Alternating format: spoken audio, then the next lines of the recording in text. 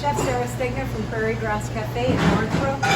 I'm one of the chefs here, and I'd like to show you a recipe how to cook salmon using some simple ingredients that you might have at home. And the idea is that you're not going to have a set recipe, but you're going to be creative and use what you have in your house to make it taste delicious. So the first thing you want to do when you're working on any recipe in a kitchen is to get everything ready before you start. So I've done some of the work, but I'm going to show you just a couple of little quick tricks. So I took, oops, bad luck to spill the salt. I took the center of the celery, which most people have at home is celery, and I'm going to chop it up really fine.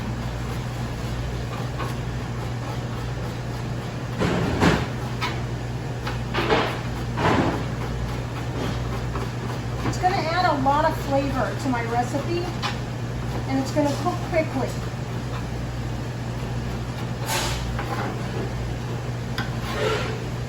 And if there's any chance that you have fresh herbs at home, it would probably be parsley or cilantro. And I'm going to show you a trick. So I just got rid of the ends of the stems, and the rest of it I'm going to chop up really fine.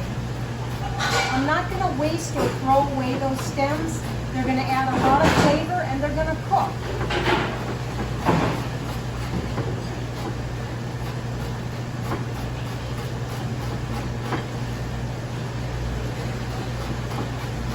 Okay, and then I have tomatoes.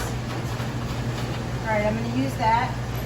I have tomatoes, Mighty Vine tomatoes. I've chopped them up, skin, seeds, the whole thing. And this is a portobello mushroom. I remove the stem, and then with a spoon, I clean the gills, what we call the gills, the underside of the mushroom off. So you just have this part of it, and then I chopped it up. All right, so let's get started with our salmon. I'm going to put a little salt on it when we start, and in the pan, I'm going to add olive oil. I want to put a nice amount, not too much.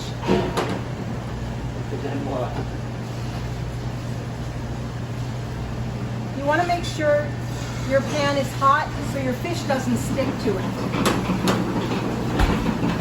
And then I have chili pepper flakes because I like it a little spicy. I have some chopped up fennel seeds that will give it an intenseness of flavor that I want, and a little bit of turmeric. It doesn't have a lot of flavor, but it adds a little body to it.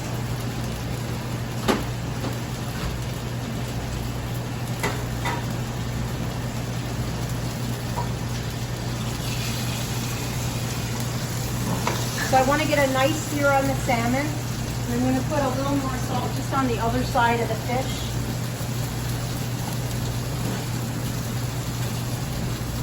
Now, if you're using an electric burner at home as opposed to a gas burner, a nice way to control what you're doing is by just sliding the pan off of the burner or the flame. If you feel it's getting away from you, you have control over this, so you can move it back and forth when you need to. Give it a little more color. And this is a pretty thin piece of salmon, so it's going to cook fast. I'm just going to flip it once and then take it out. And once we're done with our sauce and our vegetables in there, we can add it back in and finish cooking it.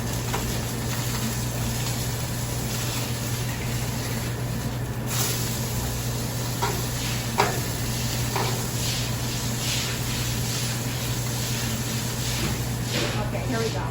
Now, if you had a thick piece, you would have to sear it longer.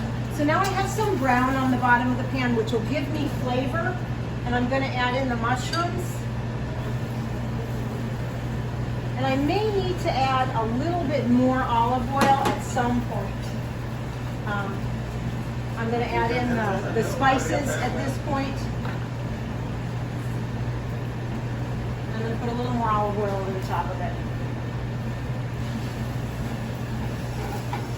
And that pan is really hot now, so like I said, if you start to feel that it's burning or you're not in control, you can always just slide it off the burner.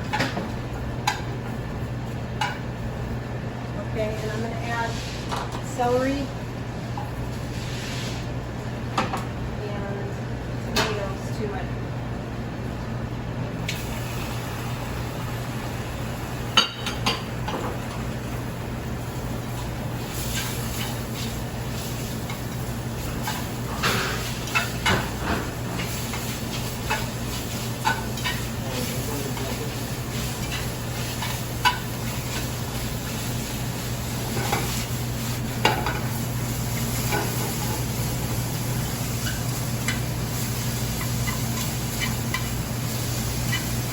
Now whenever you add the vegetables in, then you have to add a little more seasoning.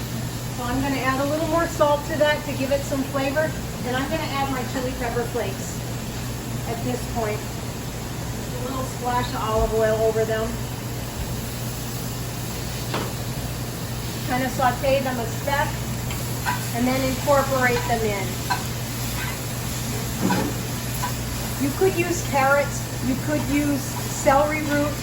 Any kind of vegetable that you have at home is going to give you a little bit of flavor with this. Okay, and then my parsley that I chopped up, quite a bit of parsley and the stem. So I want it to cook a little bit because it has stems in it and I want them tender. And I didn't use the bottom parts of the stems, they can be tough.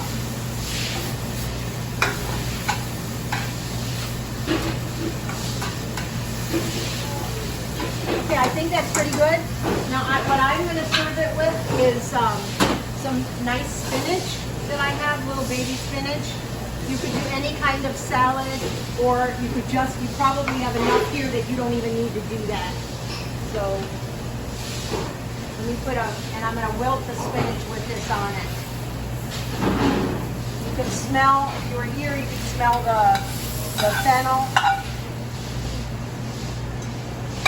Okay, and then my salmon, because it was a thin piece, is ready to go, and I'm going to put it right on top. So this is a really hearty meal. You know, if I was going to do it in a restaurant service, I'd make a smaller portion. But sitting at home, you can share this, or put 2 pieces of fish on the top of this. All right, thank you. Sarah at PrairieGrassCafe.